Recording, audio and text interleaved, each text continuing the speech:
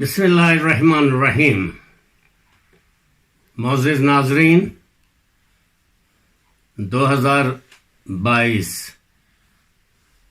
اپنی رنگ رلیاں دکھا کر چلا گیا. 2023 آ چکا ہے.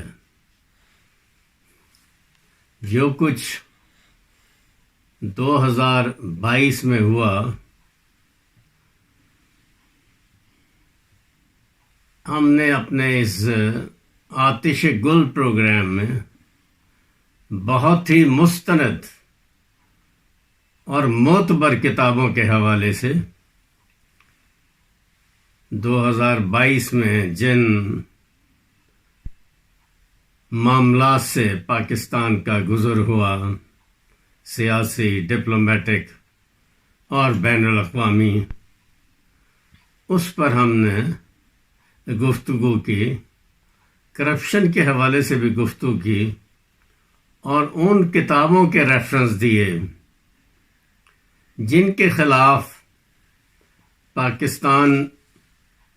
کے سیاستدانوں نے بشمول جناب نواز شریف صاحب اور جناب آصف علی زرداری صاحب، کسی نے ملک سے باہر رہتے ہوئے بھی، چاہے وہ دبئی میں رہے، چاہے وہ امریکہ میں رہے، چاہے وہ برطانیہ میں رہے، انہوں نے ڈیفیمیشن نہیں کی. اس لحاظ سے یہ سمجھ لینا چاہیے کہ ان تمام الزامات کو جو ان کتابوں میں دہرائے گئے، انہوں نے بخوشی تسلیم کیا ہے. تو یہ چونکہ پاکستان میں ان کے خلاف جو مقدمات تھے وہ یا تو نیب کے حوالے سے تھے یا پاناما پیپرز کے حوالے سے تھے، جس میں ایک سپریم کورٹ کے 5 رکنی بینچ نے جناب نواز شریف کو نااہل قرار دیا تھا، اور وہ بیماری کا بہانہ کر کے پاکستانی عدالتوں سے ہی 6 ہفتے کا وعدہ کر کے ملک چھوڑ کر چلے گئے تھے، اور اب چند سال ہو گئے ہیں وہ واپس نہیں آئے. ان کی ضمانت جو ایفیڈیوٹ ہے وہ جناب شہباز شریف نے دیا تھا، جنہیں اب پاکستان کا رجیم چینج کے بعد وزیر اعظم بنا دیا گیا. تو یہ حالات ہیں جس کی وجہ سے صورتحال جو ہے پاکستان میں بگاڑ کا شکار ہوئی ہے. یہاں پر جو مسئلہ درپیش آتا ہے وہ آئین پاکستان اور سابق چیف آف آرمی اسٹاف جناب باجوہ صاحب کے حوالے سے سامنے آتا ہے. تو ہمیں یہ دیکھنا ہے کہ آئین پاکستان اور باجوہ فیکٹر کے حوالے سے پاکستان میں جو صورتحال ہوئی ہے اس میں ہم نے کیا کھویا ہے اور کیا پایا ہے، اور مستقبل میں کون سے خدشات ہیں جو سامنے آ رہے ہیں. تو اس حوالے سے میں پہلے تو یہ چاہوں گا کہ اسلامی جمہوریہ پاکستان کے آئین کے حوالے سے آپ کو یہ بتاتا چلوں کہ مختلف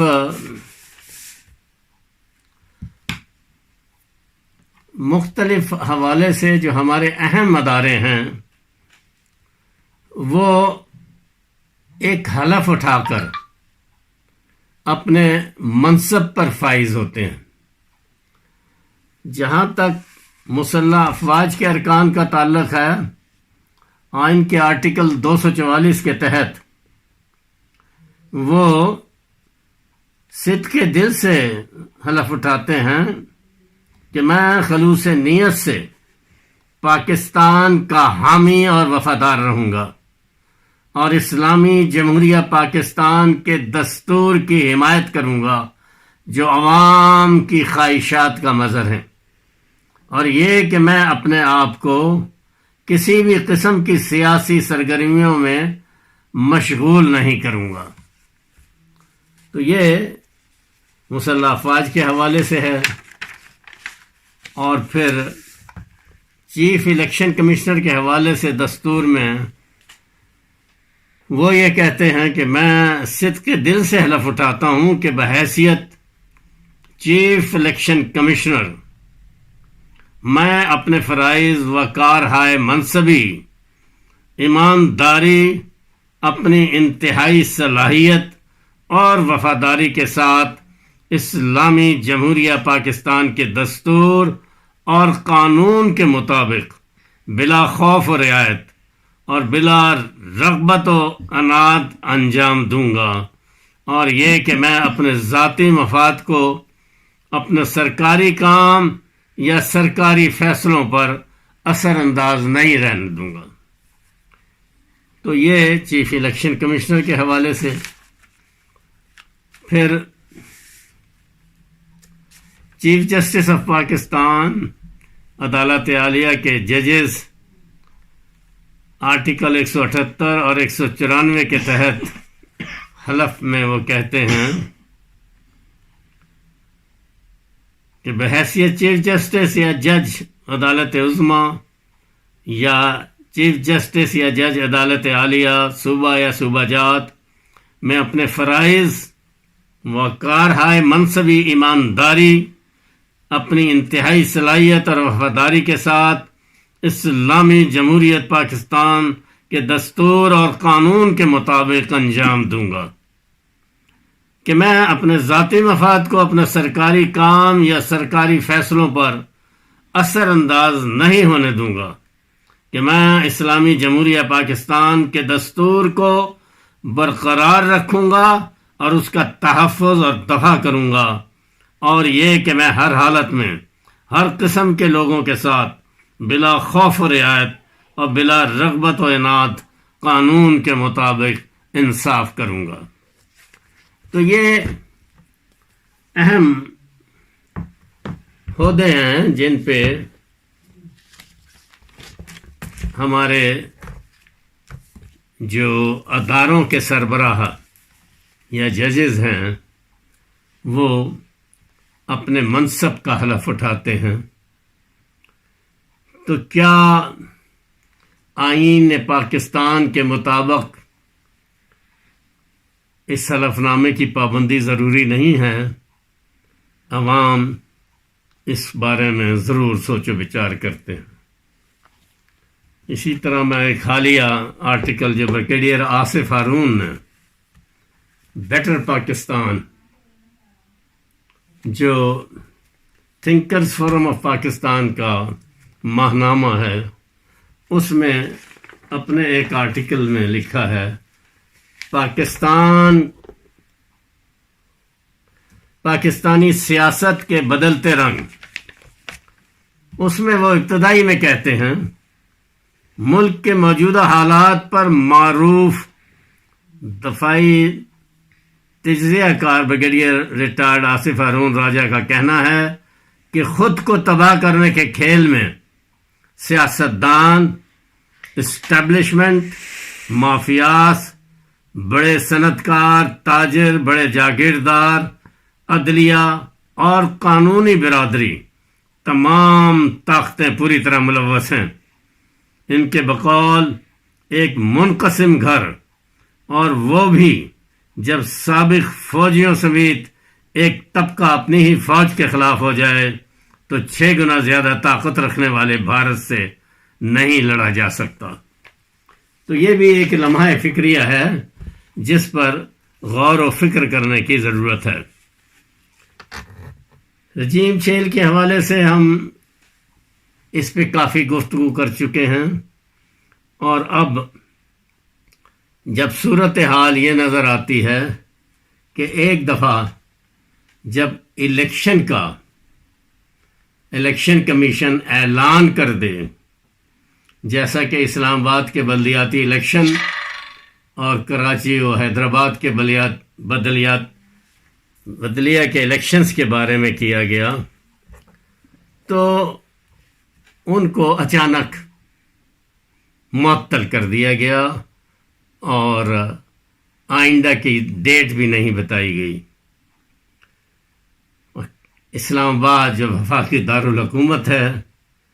یہاں انہوں نے محض چند دن قبل، محض ایک ہفتہ قبل ان انتخابات کو معطل کرنے کا اعلان کیا، اور اس میں جب دو جماعتیں، پاکستان جماعت اسلامی اور پاکستان تحریک انصاف، جب عدالت میں گئی تو اسلام آباد ہائی کورٹ نے یہ فیصلہ کیا کہ یہ انہیں 31 دسمبر کو ہی الیکشن کرانا چاہیے۔ تو یہ سمجھ میں نہیں آتا کہ اپنے اس حلف کی موجودگی میں اور انتہائی جرأت اور ہمت سے جو اختیارات چیف الیکشن کمشنر کو دیے گئے ہیں، اس سے روگردانی کیوں کی جاتی ہے۔ اس پہ ہمارے عوام جو ہیں وہ خاصے پریشان ہیں کہ یہ ملک میں کیا ہو رہا ہے، اور اس بات پہ بھی پریشان ہیں کہ جن لوگوں نے کہ کرپشن میں بہت زیادہ حصہ ہے اور رجیم چینج میں ان کو اہم پوزیشنوں پہ فائز کیا گیا ہے، اور بجائے اصلاح احوال کے انہوں نے نیب کے قانون ہی بدل دیے ہیں، جس کے حوالے سے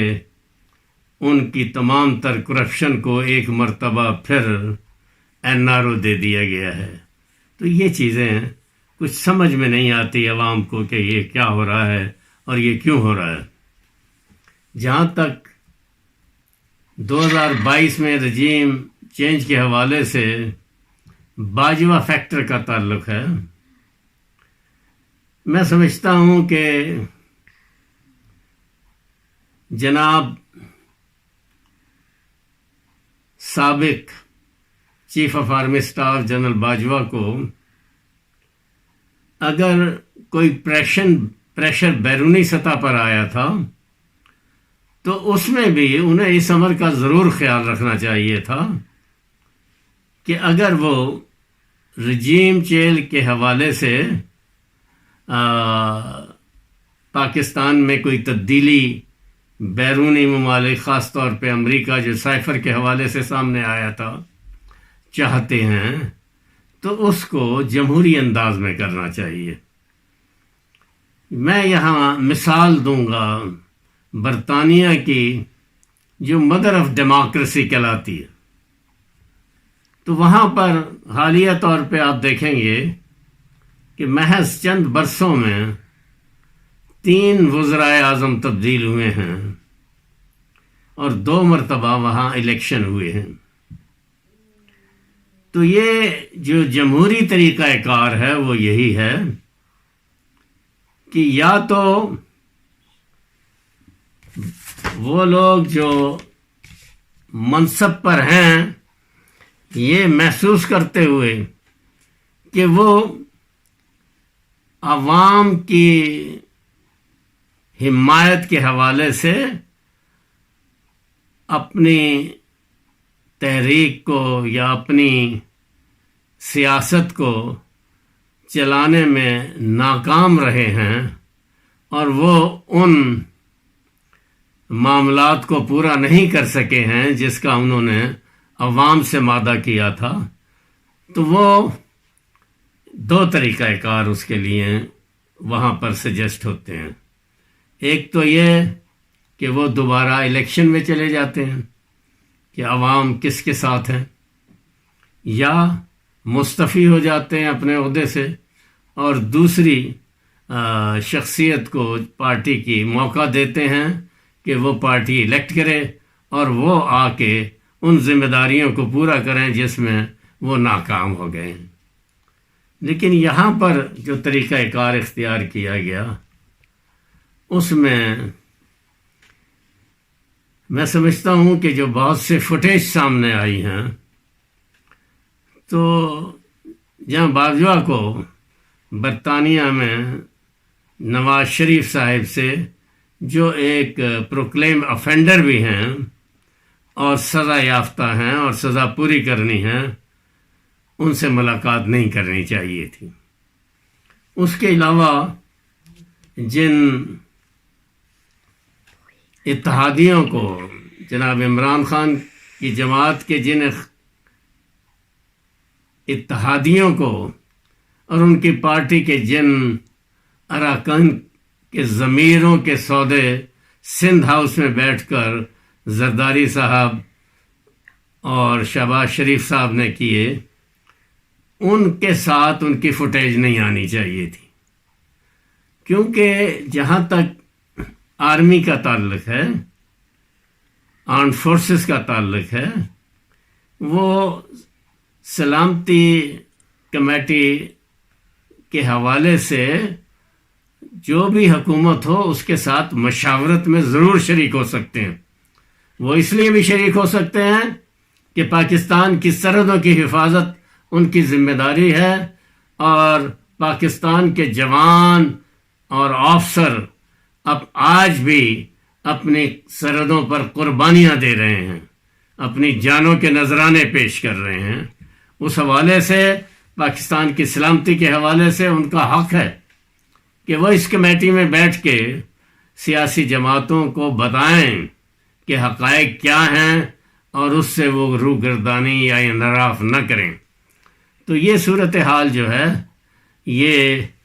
افسوسناک اس حوالے سے تھی کہ ان کو اس صورتحال پہ توجہ رکھنی چاہیے تھی. تو میں نے جہاں آپ کو یہ بریگیڈیئر آصف ہارون کا اور آئین کے حوالے سے جو حلف نامے ہیں ان کے حوالے سے بات کی ہے، تو میں سمجھتا ہوں کہ ملک میں اس بے ضمیری کو ختم کرنے کے لیے، جبکہ حالات یہ ہیں کہ پاکستان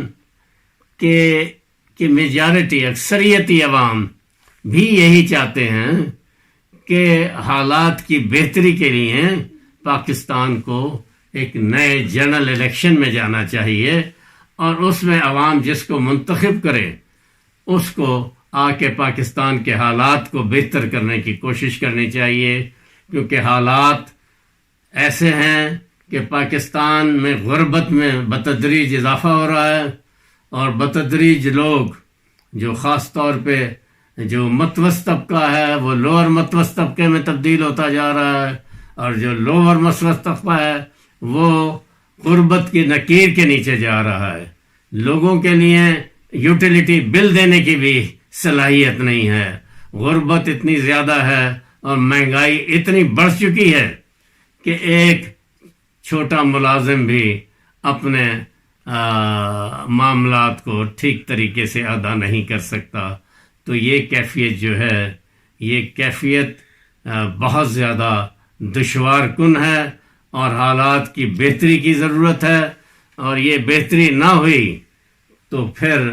کہیں ایسا نہ ہو کہ لوگ انقلاب کی راہ اختیار کر لیں. اس لیے ہمارے جو ادارے ہیں، اور خاص طور پہ ہماری سلامتی کی ضامن ہماری فوج ہے، انہیں ضرور اس حکومت کو یہ مشورہ دینا چاہیے کہ آپ اپنے یہ کرپشن کے طور و اطوار کو چھوڑیں اور let's have a general election. بہت شکریہ.